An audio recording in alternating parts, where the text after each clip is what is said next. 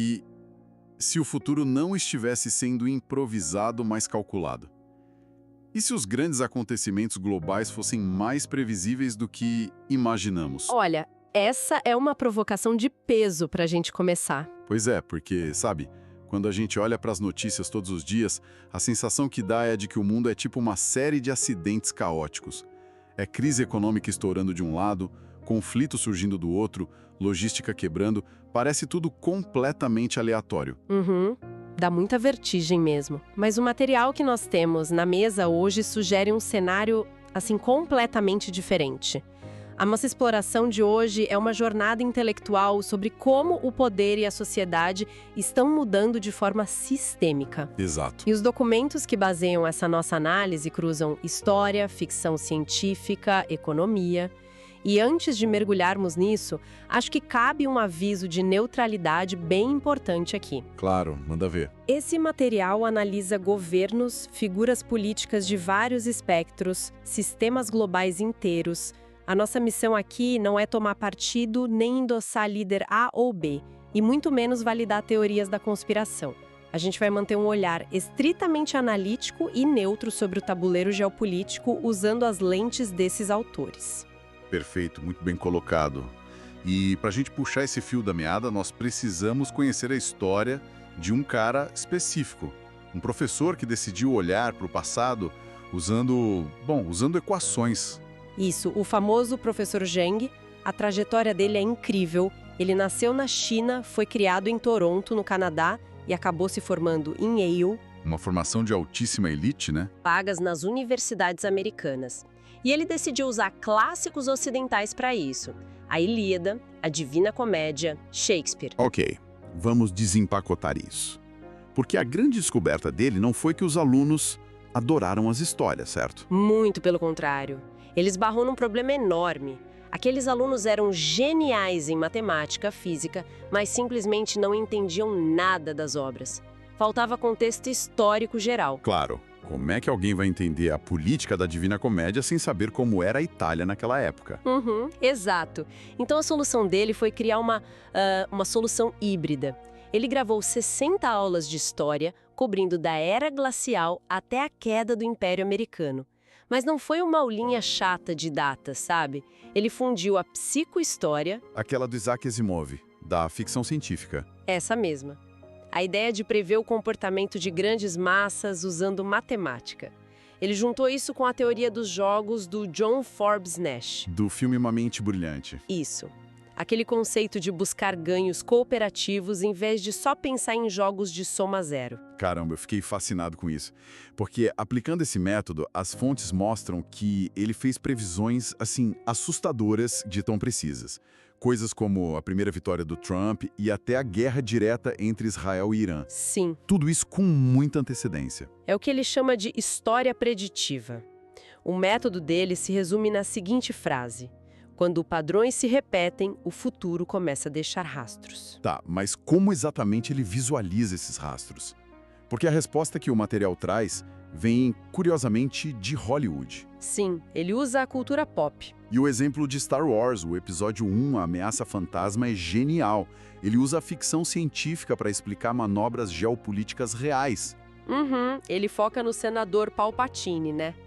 O Palpatine cria um conflito enorme, uma imposição de tarifas e impostos entre a Federação do Comércio e a República. E o objetivo não era resolver um problema de economia. Claro que não, ele queria gerar uma guerra. Exatamente. Ele queria que no meio de todo aquele caos, ele pudesse pedir poderes emergenciais para o Senado. Mas espera aí, eu preciso dar um passo atrás. A gente não corre o risco de simplificar a realidade achando que a vida imita o cinema tão perfeitamente assim? Sabe, será que não estamos vendo vilões geniais onde na verdade só existe incompetência mesmo? Diz que a vida é um roteiro literal. A ficção é só uma ferramenta de simulação, sabe? Para a gente enxergar a estrutura. Às vezes a ficção apenas dramatiza aquilo que a realidade faz silenciosamente. Nossa, essa frase é forte. Pois é. E no cálculo de poder puro e simples, o caos também pode ser ferramenta. A incompetência existe sim, mas a desestabilização constante também pode ser muito útil para quem quer reorganizar o tabuleiro. Então vamos trazer isso do cinema para a Terra, para o mundo real. especialmente sobre essa questão das tarifas. A gente lembra bem do choque da pandemia.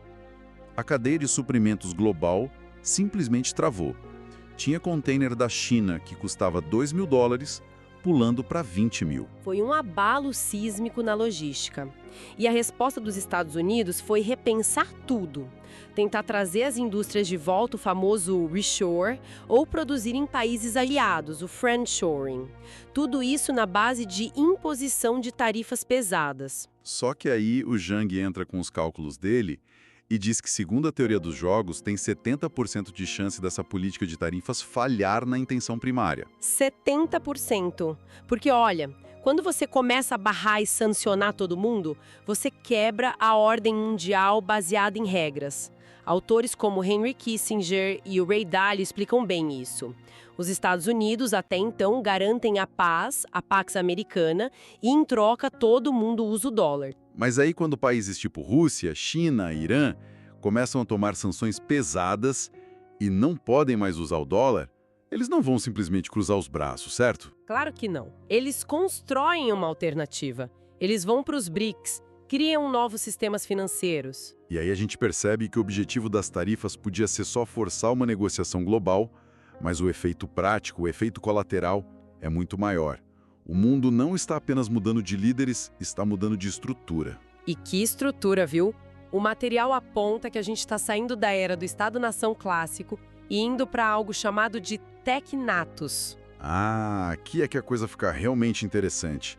Para quem nos ouve, os tecnatos seriam tipo continentes inteiros governados não por políticos, mas por tecnocracias, por técnicos. Isso mesmo. O Curtis Yarvin, que é citado nos documentos, fala muito dessa superação da democracia representativa. E a semelhança disso com o livro 1984 do George Orwell me deixou chocado.